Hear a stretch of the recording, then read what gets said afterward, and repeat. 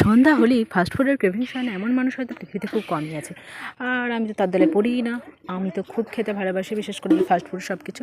তাই আজকে বাড়িতে হয়েছিল চাউমিন সন্ধ্যেবেলায়। তার জন্য মা চাউমিনটাকে প্রথমে সেদ্ধ করে নিয়েছিল, আর তারপর সেদ্ধ করে নামিয়ে যা যা প্রয়োজন ছিল সেগুলো আমি আগে থেকেই কেটে রেখেছিলাম। এদিকে মা ডিমটা ভেজে নিচ্ছিল, ডিমটা ভেঙে একটু ভুজিয়া করে নিয়েছিল, ভুজিয়া করে সেটাকে নামিয়ে রেখেছিল।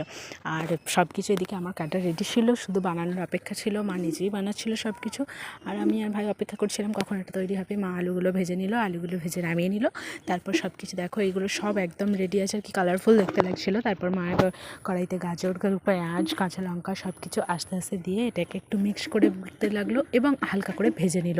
প্রত্যেকটাই হালকা ভাজারই দরকার ছিল, খুব বেশি ভাজেনি। এবং তারপর ভাজতে ডিমগুলো দিয়ে দিয়েছিলো, এবং তারপর চাউমিন দেওয়ার পর নাড়িয়ে বেশ কিছুক্ষণ নাড়িয়ে মিক্স করে নেওয়ার পর তার মধ্যে দিয়ে দিয়েছিলো মশলা, এবং মশলা দেওয়ার পর এটা পুরোপুরি খাওয়ার জন্য রেডি হয়ে গেছিলো। আর দেখো আমি কীরকম খাচ্ছিলাম, এটা কিন্তু খেতে খুব